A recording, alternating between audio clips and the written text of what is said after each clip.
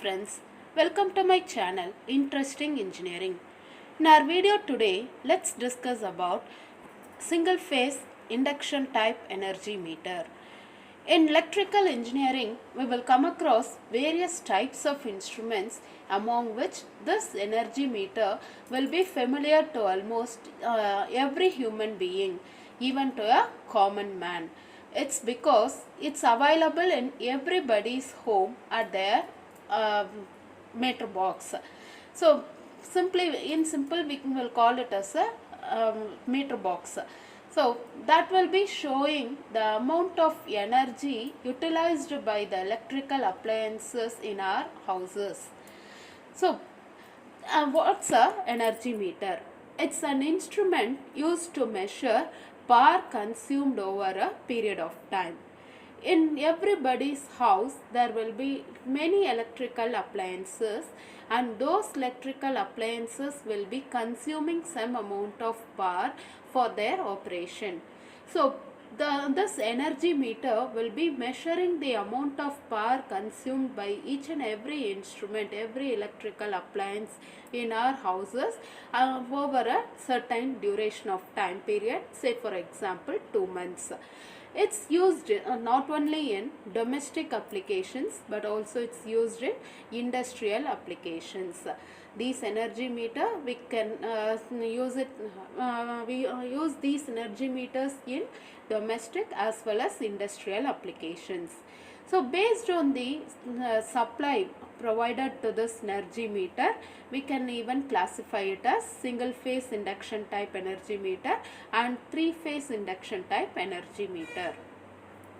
So let's think what are all the parts present in a energy meter. A single phase energy meter consists of four major systems.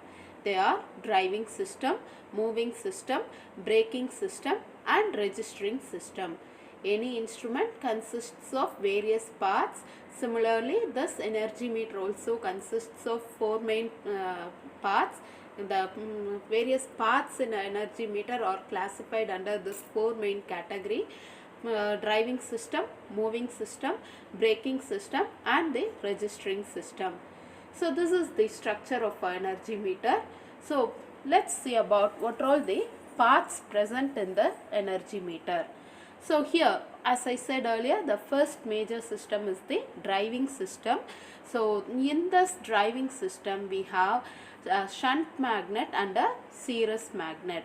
So two magnets are available at the top and bottom of this instrument. So those two magnets are called the shunt magnet and series magnet, and in this shunt magnet and series magnet there is certain copper winding placed in this shunt and series magnet. So this shunt magnet carries a winding which carries current proportional to the input AC supply, and this series magnet carries a coil which carries current proportional to the load, that is it carries the load current. So it's also called a current coil. So in general we have first system as a driving system, where we have a shunt magnet and series magnet. In the shunt magnet we have coil connected across the supply voltage, and the series magnet carries current proportional to the load. So this is the driving system used here. Next comes the moving system, where we have a aluminium disc. A circular aluminium disc is placed in between the shunt and series magnet, which is going to rotate in between in the magnetic field of this shunt and series magnet. So circular aluminium disc is placed in between the shunt and series magnet. This disc acts as the moving system. Then we have a braking system. So here we have a braking magnet. So this braking magnet varies the speed of rotation of this aluminium disc. So that's why it is called the braking system. Then we have a registering system. Registering system is nothing but the display system. So here we have a recording mechanism where the energy meter records the amount of power consumed over a certain time duration. So here we will be having a dial arrangement. So instead of pointer and scale arrangement, here we have a dial arrangement which records the amount of power consumed by every appliance over a certain duration of time period. So these are all the parts of present in a energy meter. So the first main part is the driving system, then the moving system, braking system, and the recording system or registering system. Apart from these, we also have a copper shading bands. So here we have bands which is made of copper. It is provided to make the phase flux produced in the shunt flux produced in the pressure coil is made that is the voltage in the pressure coil leads the flux produced by the pressure coil by 90 degree. For that purpose, it is provided with a copper shading band. So the function of copper shading band is to make the flux of the pressure coil to lag behind the voltage by 90 degree. So these are all the constructional feature of a energy meter. So energy meter consists of driving system which is made of shunt and series magnet, and those shunt and series magnet is provided with windings. So those windings carries current proportional to supply voltage and proportional to load current respectively. Then the moving system is made of aluminum disc. Then we have a braking system. Here too we make use of a magnet to control the speed of rotation of the disc, and the registering system is used for recording the power consumption of each and every appliances. So this is about the constructional part. Then we shall discuss about the working and the torque equation of a energy meter. As we have discussed earlier, this is the constructional part of the energy meter where we have a shunt magnet and series magnet, and a coil is provided in both these magnets which acts as the driving system, and a circular aluminum disc placed in between the shunt and series magnet acts as the moving system, and the speed of rotation of this aluminum disc is being controlled by means of placing a magnet called the braking magnet, and the speed of rotation, for every rotation it will be recorded by means of a recording mechanism, since it represents the amount of power consumed by electrical appliances in the domestic as well as industrial applications. So based on this, let's discuss about the working of the single phase energy meter, where we are going to discuss under two categories. One is under no load condition and the other one is under load condition. So as I said earlier, the series magnet is provided with a current coil which carries current passing through the load, that carries the load current. So when no load is being connected across this series magnet, the shunt magnet is connected across the supply voltage. So due to this supply voltage, there creates flux in this shunt magnet. That flux is represented by phi p. So due to this flux linking with this shunt magnet, there creates EMF called EP in the aluminum disc due to the shunt magnet, and this EP induces eddy current IP, and due to this eddy current IP there creates a flux phi p dash in the aluminum disc. So this is the flux linking with the aluminum disc due to the current through the shunt magnet, whereas there is no current through the series magnet. So this flux phi p dash is out of phase with this flux phi p. So here the flux phi p is 180 degree out of phase with phi p dash. So since these two fluxes are not in phase, the aluminum disc won't be rotating. It will be in a steady position. But when we connect a load across the series magnet, the current coil will be carrying a load current IL. So due to this load current IL, that creates a potential called ESC in the disc. So this ESC creates a eddy current ISC. So the eddy current ISC in the disc creates a flux phi SE dash, phi SE in the disc. So due to the current through the potential coil, the flux in the aluminum disc will be phi p dash, and due to the current through the current coil, the flux induced will be phi SE.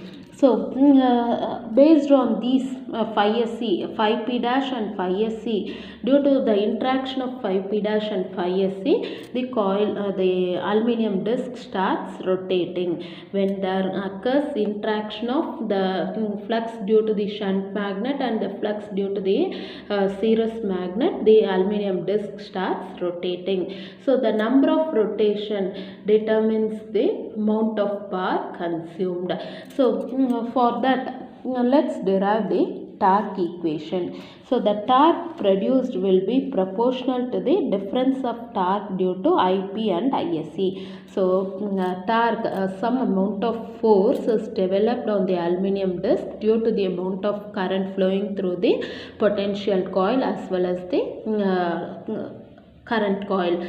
So due to the amount of current flowing through the potential and the current coil, there develops a force which is called the torque, which makes the aluminum disc to rotate. So that torque equation can be written as T proportional to phi p ISC cos phi minus phi SC IP cos of 180 degree minus phi. That is, phi p ISC is nothing but the flux in the potential coil due to the current in the current coil, and flux in the current coil due to current in the potential coil. So due to these, there develops the torque. So the torque equation will be T proportional to phi p ISC cos phi minus phi SC IP cos of 180 minus phi. So as we know, cos 180 minus theta will be minus cos theta. So in our next equation, it changes as plus phi SC IP cos phi. In both these terms, we have cos phi common. So taking it outside, we have it as phi p ISC plus phi SC IP. So from this is the general torque equation. So T proportional to cos phi p ISC plus phi SC IP. Then in based on our discussion, we know the potential coil current creates a flux in the potential coil, which is due to the VPH. So IP proportional to phi p, and that is proportional to VPH. Similarly, the current through the current coil produces a flux represented by phi SC, and due to this phi SC, this phi SC will be proportional to load current IL. So the current through the potential coil was due to the supply voltage, and the current through the current coil is due to the load current. So from this, for this equation, I am going to use this relationship. So here we could see phi p ISC and phi SC IP. So I am going to use this relation in the previous equation. So this phi p ISC, we can change it as phi p. Phi p is nothing but VPH. So VPH. ISC is nothing but IL, so VPH IL. So 5P ISC will be equal to remove this proportionality I have given a constant here A into VPH IL. Similarly 5SC IP, instead of 5SC we can replace it by IL, and instead of IP we can replace it by VPH. So 5SC IP changes as B into VPH IL. So this B is used to eliminate this proportionality. So this is nothing but the proportionality constant. So T will be proportional to A VPH IL plus B VPH IL into cos phi. So here VPH IL cos phi is common for both the terms. So taking it outside, T is proportional to A plus B VPH IL cos phi. So the torque equation is nothing but T proportional to VPH IL cos phi.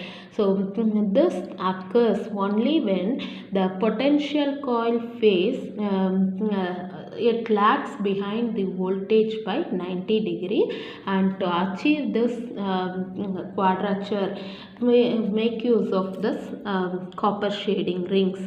So this copper shading rings makes the supply voltage VPH, the potential coil voltage, to lead the potential coil flux by 90 degree. And here TB, so this is the driving system torque equation. So the driving system will be brought, the rotation of the coil will be brought to a steady position only when the braking torque equals the driving torque. So first let's derive the braking torque equation. TB is proportional to N.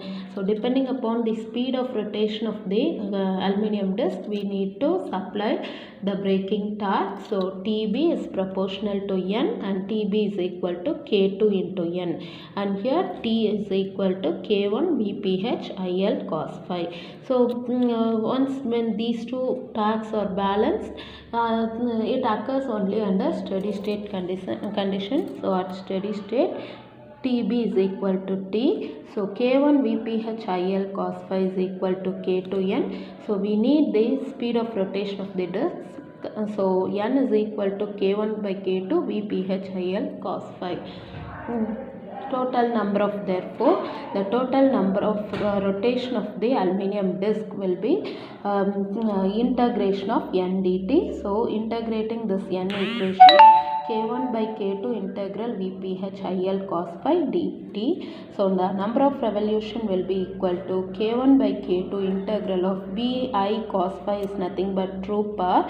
So K1 by K2 integral true power dt. So this is the equation for finding out the number of revolution of the energy meter. So the number of revolution will be equal to the time derivative of true power. So when we integrate the power over a certain duration, we can able to achieve the number of revolution in the energy meter.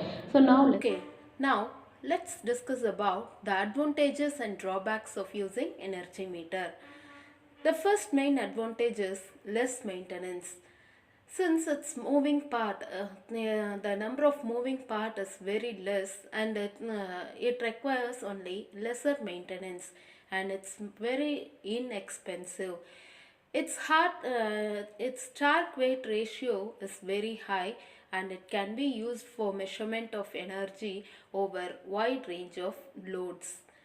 So the drawbacks of using this meter is it causes large error if proper adjustments are not done before using this instrument.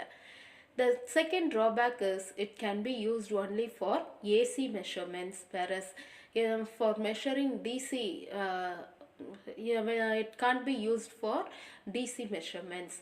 So these are some of the drawbacks of using this energy meter. So far we have discussed what's the energy meter, how we can make use of this energy meter to measure the amount of power consumed by each and every electrical appliances in our domestic as well as industrial applications, and what may be the advantages and drawbacks of using this instruments. So in our next video, we shall discuss about the calibration of wattmeter. So for more videos, keep watching. Please subscribe and share. Thanks for watching.